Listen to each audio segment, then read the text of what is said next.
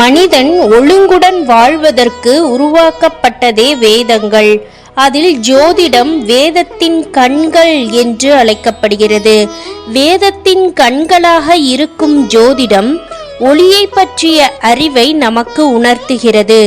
ஒரு மனிதர் பிறக்கும் நேரத்தில் வானில் கோள்கள் இருக்கும் நிலைக்கு ஏற்ப அவன் வாழ்வில் நிகழும் இன்ப துன்பங்களை கர்மாவோடு உணர்ந்து உரைக்க ஏதுவாக வடிவமைக்கப்பட்டதே ஜோதிட சாஸ்திரம் ஆகும்.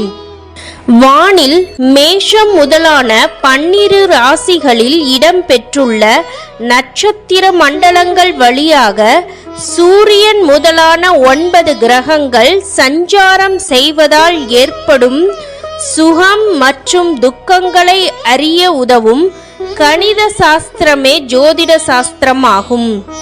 உலகில் உள்ள அனைத்து ஜீவராசிகளும் கர்ம வினையின் அடிப்படையில் 4 வகை தோற்றமும் 7 வகை பிறப்பும் எடுப்பதாக ஜோதிட சாஸ்திரம் குறிப்பிடுகிறது.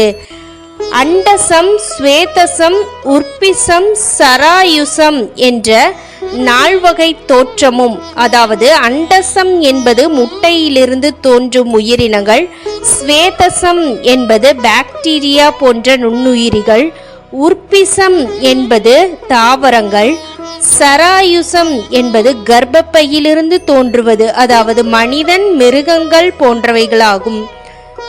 இந்த 4 வகை தோற்றத்தின் மூலம் 7 வகை பிறப்புகள், அதாவது தாவரங்கள், நீரில் வாழும் உயிரினங்கள், ஊர்வன, பரப்பன, விலங்கினம், மனிதர், தேவர் போன்ற 7 வகை பிறப்புகளாக பிறக்கின்றோம் என்று வேதங்களில் குறிப்பிடப்பட்டுள்ளன.